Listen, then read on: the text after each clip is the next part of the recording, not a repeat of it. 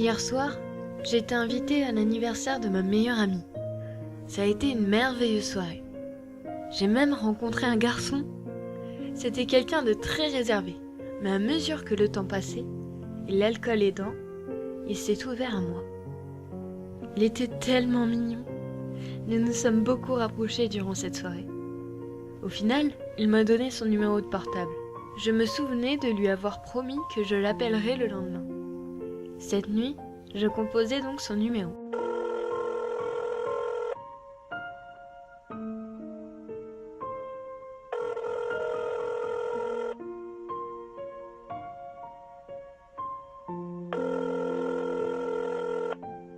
Assise dans mon lit, je l'entendais enfin décrocher. Quelques secondes de silence ont suivi, jusqu'à ce que je décide d'entamer la conversation. Allô ? Oui, Ah, tu m'as fait peur. J'ai cru que tu venais d'avoir une attaque. C'est Clara. Comment tu vas depuis hier soir ? je vais très bien, ma petite Clara. Et toi?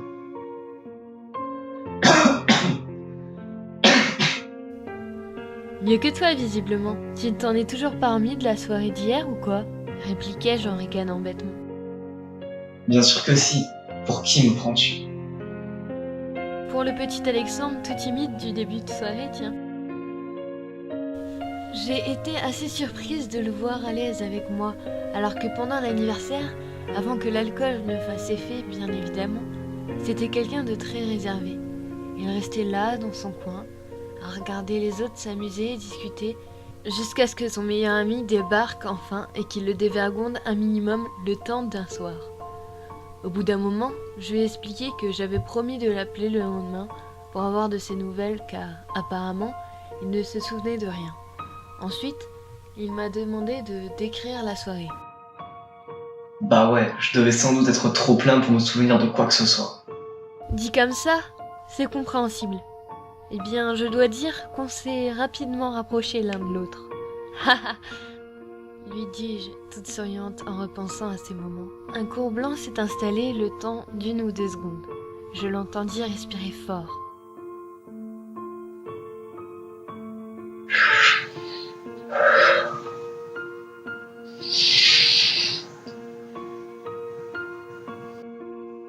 Ah oui, Répond-il calmement. qu'est-ce qu'on a fait tous les deux? Dis-moi tout. Je voulais jouer le jeu. Alors, j'ai pris une voix légèrement sensuelle. On a commencé à papoter. On a beaucoup rigolé. On faisait même plus attention aux autres. C'est alors que tu m'as donné ton numéro.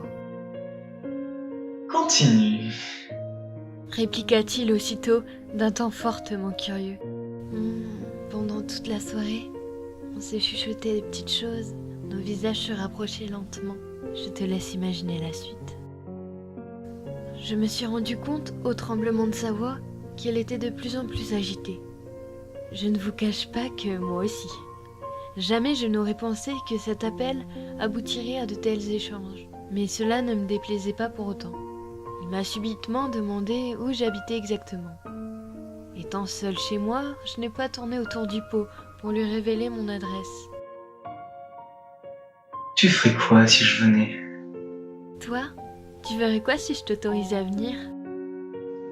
Plein de choses. Tellement de choses. Chuchota-t-il. Je veux tout savoir, Alexandre Hounet. C'est alors que la conversation a pris une autre tournure. Ça en devenait limite dérangeant. Je ne frapperai pas à ta porte. Non. J'entrerai discrètement. Au moment où tu t'y attendras le moins. La maison sera vide de bruit. Seule une timide source de lumière provenant de la fenêtre de ta chambre m'emmènera à toi. Je t'imagine déjà dans ton lit, en train de dormir sereinement. Tu me fais quoi là ? C'est chelou. La ferme. Laisse-moi terminer. Il a pris une grande inspiration, puis a repris sans plus attendre. Ton visage, oh oui, ton visage. ton doux visage, putain. Je savourerai chaque petit morceau de ton joli corps de gamine, Clara. Alex? Haha, c'est... Ce n'est plus très excitant pour le coup, dis-je tout en riant nerveusement. Oh, je t'assure que ça l'est. T'imagines même pas à quel point j'ai hâte de te... Oh mon Dieu, je t'aime bien. Oh oui, je t'adore déjà. On va s'amuser tous les deux. Notre appel s'est terminé là-dessus. Lorsqu'il a raccroché, je me suis rendu compte que je m'étais trompée de numéro.